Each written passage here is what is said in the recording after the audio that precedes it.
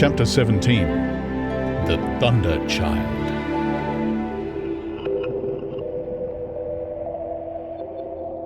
Had the Martians aimed only at destruction, they might, on Monday, have annihilated the entire population of London as it spread itself slowly through the home counties.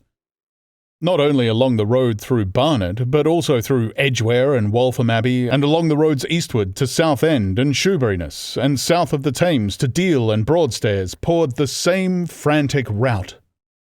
If one could have hung that June morning in a balloon in the blazing blue above London, every northward and eastward road running out of the tangled maze of streets would have seemed stippled black with the streaming fugitives, each dot a human agony of terror and physical distress. I have set forth at length in the last chapter my brother's account of the road through Chipping Barnet, in order that my listeners may realize how that swarming of black dots appeared to one of those concerned. Never before in the history of the world had such a mass of human beings moved and suffered together. The legendary hosts of Goths and Huns, the hugest armies Asia has ever seen, would have been but a drop in that current. And this was no disciplined march, it was a stampede.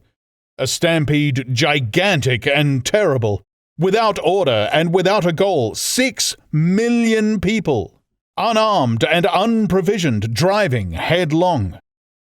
It was the beginning of the rout of civilization, of the massacre of mankind.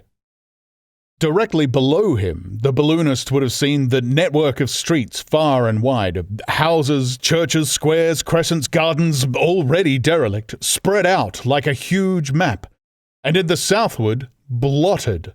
Over Ealing, Richmond, Wimbledon, it would have seemed as if some monstrous pen had flung ink upon the chart.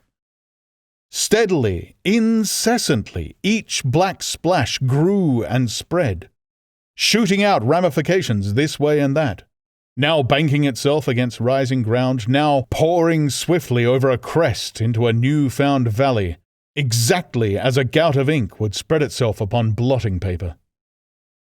And beyond, over the blue hills that rise southward of the river, the glittering Martians went to and fro, calmly and methodically spreading their poison cloud over this patch of country and then over that, laying it again with their steam jets when it had served its purpose, and taking possession of the conquered country. They do not seem to have aimed at extermination so much as at complete demoralization and the destruction of any opposition. They exploded any stores of powder they came upon, cut every telegraph, and wrecked the railways here and there. They were hamstringing mankind. They seemed in no hurry to extend the field of their operations, and did not come beyond the central part of London all that day. It is possible that a very considerable number of people in London stuck to their houses through Monday morning. Certain it is that many died at home, suffocated by the black smoke. Until about midday, the Pool of London was an astonishing scene. Steamboats and shipping of all sorts lay there, tempted by the enormous sums of money offered by fugitives. And it is said that many who swam out to these vessels were thrust off with boat-hooks and drowned. About 1 o'clock in the afternoon, the thinning remnants of a cloud of the black vapour appeared between the arches of Blackfriars Bridge. At that, the pool became a scene of mad confusion, fighting and collision, and for some time a multitude of boats and barges jammed in the northern arch of the Tower Bridge, and the sailors and lightermen had to fight savagely against the people who swarmed upon them from the riverfront. People were actually clambering down the piers of the bridge from above.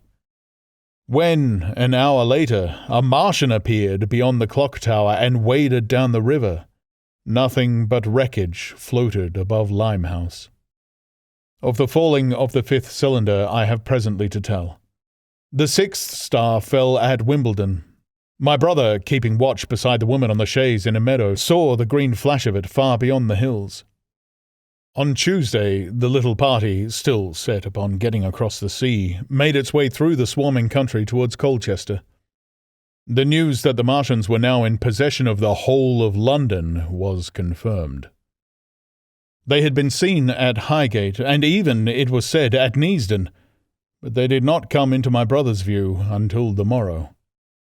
That day, the scattered multitudes began to realize the urgent need of provisions. As they grew hungry, the rights of property ceased to be regarded. Farmers were out to defend their cattle sheds, granaries, and ripening root crops with arms in their hands.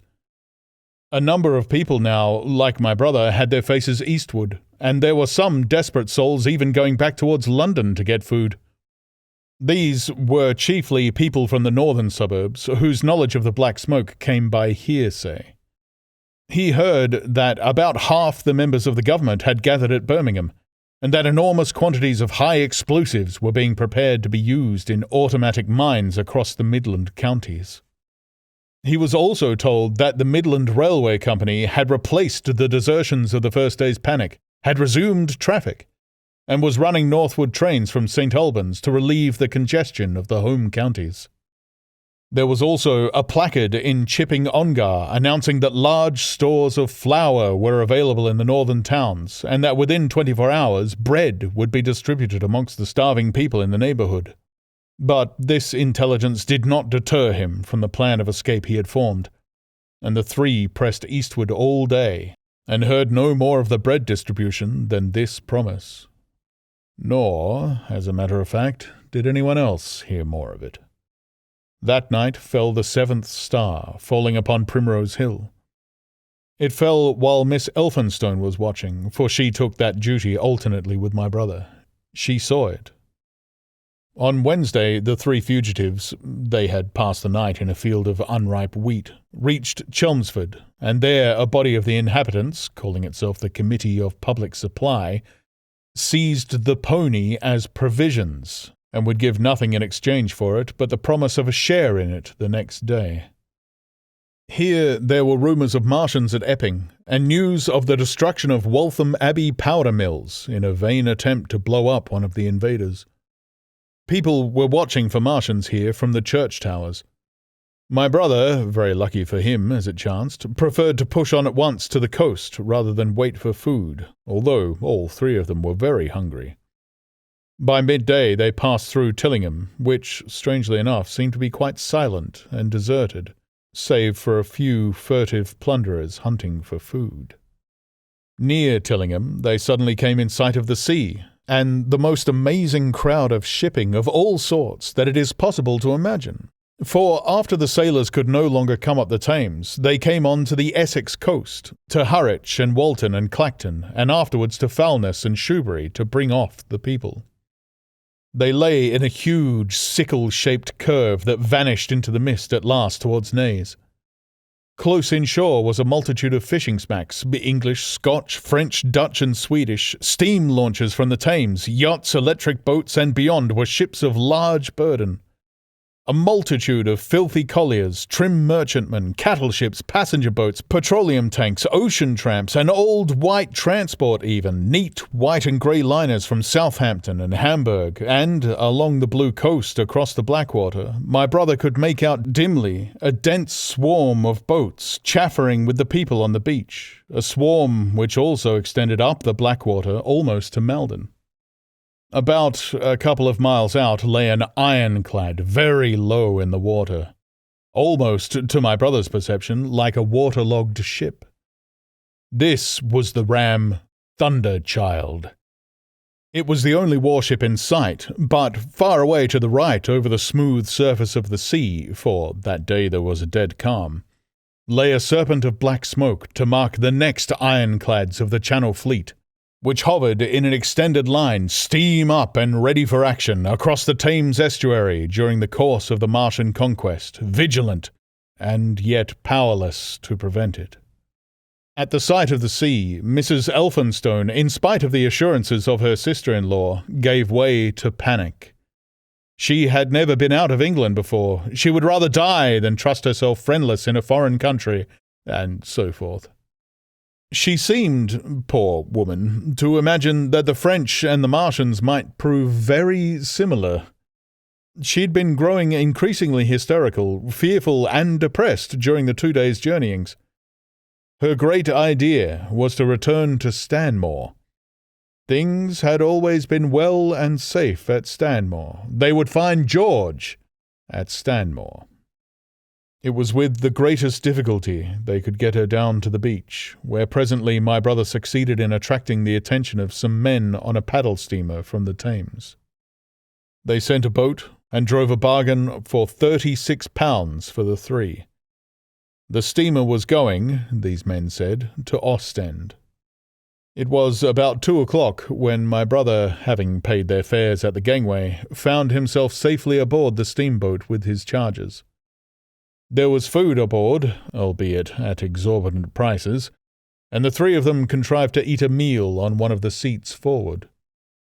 There were already a couple of score of passengers aboard, some of whom had expended their last money in securing a passage, but the captain lay off the Blackwater until 5 in the afternoon, picking up passengers until the seated decks were even dangerously crowded. He would probably have remained longer had it not been for the sound of guns that began about that hour in the south. As if in answer, the ironclad Seaward fired a small gun and hoisted a string of flags. A jet of smoke sprang out of her funnels. Some of the passengers were of opinion that this firing came from Shoeburyness, until it was noticed that it was growing louder. At the same time, far away in the southeast, the masts and upper works of 3 ironclads rose one after the other out of the sea, beneath clouds of black smoke. But my brother's attention speedily reverted to the distant firing in the south. He fancied he saw a column of smoke rising out of the distant grey haze. The little steamer was already flapping her way eastward of the big crescent of shipping, and the low Essex coast was growing blue and hazy when a Martian appeared, small and faint in the remote distance, advancing along the muddy coast from the direction of Foulness. At that, the captain on the bridge swore at the top of his voice with fear and anger at his own delay, and the paddles seemed infected with his terror.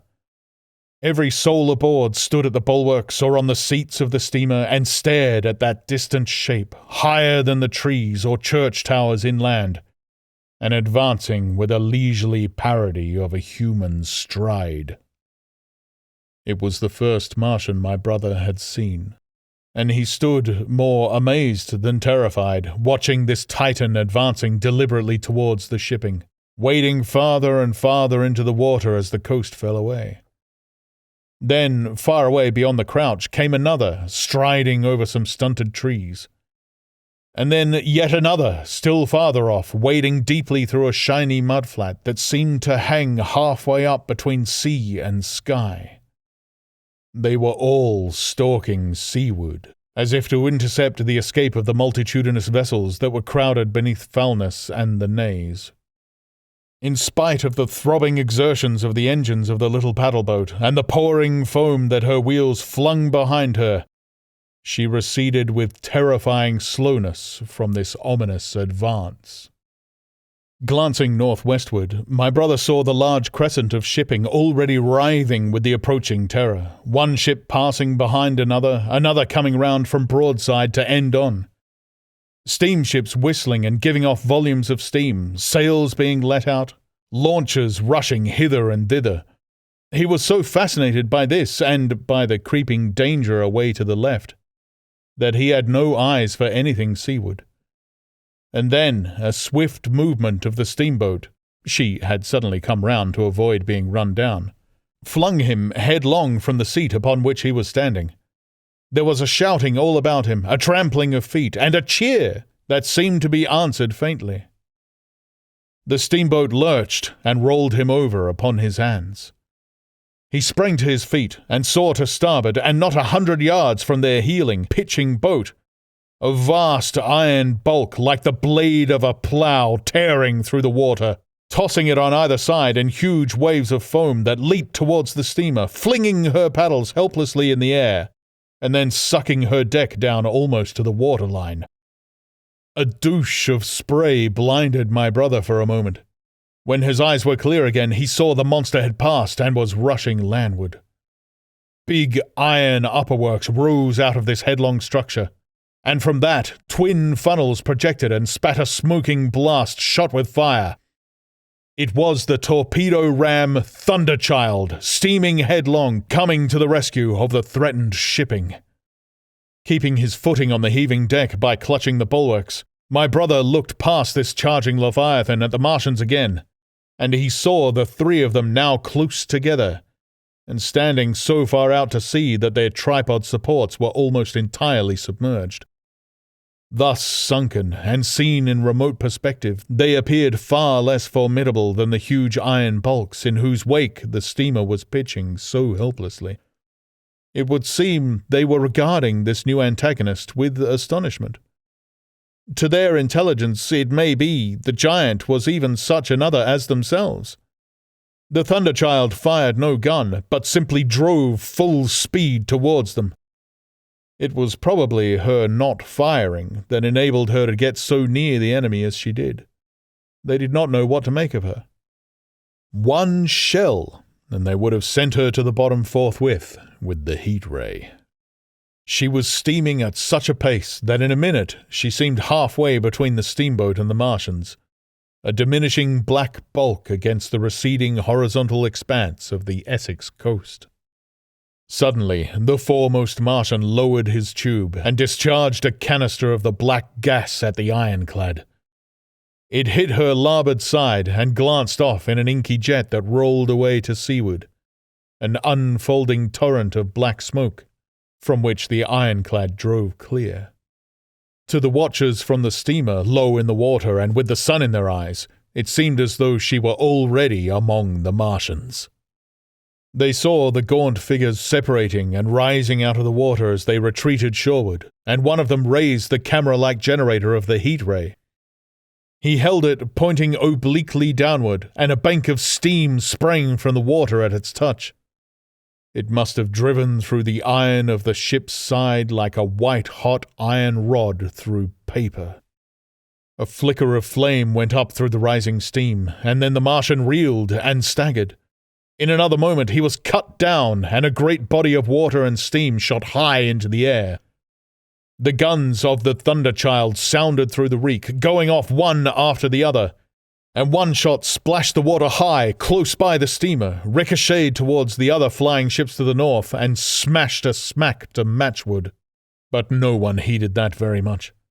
At the sight of the Martian's collapse, the captain on the bridge yelled inarticulately, and all the crowding passengers on the steamer's stern shouted together. And then they yelled again, for surging out beyond the white tumult, drove something long and black, the flames streaming from its middle parts, its ventilators and funnels spouting fire. She was alive still. The steering gear, it seems, was intact and her engines working. She headed straight for a second Martian and was within 100 yards of him when the heat ray came to bear. Then, with a violent thud, a blinding flash, her decks, her funnels leaped upwards. The Martian staggered with the violence of her explosion, and in another moment the flaming wreckage, still driving forward with the impetus of its pace, had struck him and crumpled him up like a thing of cardboard. My brother shouted involuntarily. A boiling tumult of steam hid everything again. "Tow!" yelled the captain. Everyone was shouting. The whole steamer from end to end rang with frantic cheering that was taken up first by one and then by all in the crowding multitude of ships and boats that was driving out to sea. The steam hung upon the water for many minutes, hiding the third Martian and the coast all together. And all this time the boat was paddling steadily out to sea and away from the fight. And when, at last, the confusion cleared, the drifting bank of black vapour intervened, and nothing of the Thunderchild could be made out, nor could the third Martian be seen. But the ironclads to seaward were now quite close, and standing in towards shore past the steamboat. The little vessel continued to beat its way seaward, and the ironclads receded slowly towards the coast, which was hidden still by a marbled bank of vapour, part steam, part black gas, eddying and combining in the strangest way. The fleet of refugees was scattering to the northeast. Several smacks were sailing between the ironclads and the steamboat. After a time, and before they reached the sinking cloudbank, the warships turned northward, and then abruptly went about and passed into the thickening haze of evening southward. The coast grew faint and at last indistinguishable amid the low banks of cloud that were gathering about the sinking sun. Then, suddenly, out of the golden haze of the sunset came the vibration of guns and a form of black shadows moving. Everyone struggled to the rail of the steamer and peered into the blinding furnace of the west, but nothing was to be distinguished clearly. A mass of smoke rose slanting and barred the face of the sun. The steamboat throbbed on its way through an interminable suspense. The sun sank into grey clouds, the sky flushed and darkened. The evening star trembled into sight. It was deep twilight when the captain cried out and pointed. My brother strained his eyes. Something rushed up into the sky out of the greyness, rushed slantingly upward and very swiftly into the luminous clearness above the clouds in the western sky. Something flat and broad and very large that swept round in a vast curve, grew smaller, sank slowly, and vanished again into the grey mystery of the night. And as it flew, it rained down darkness upon the land.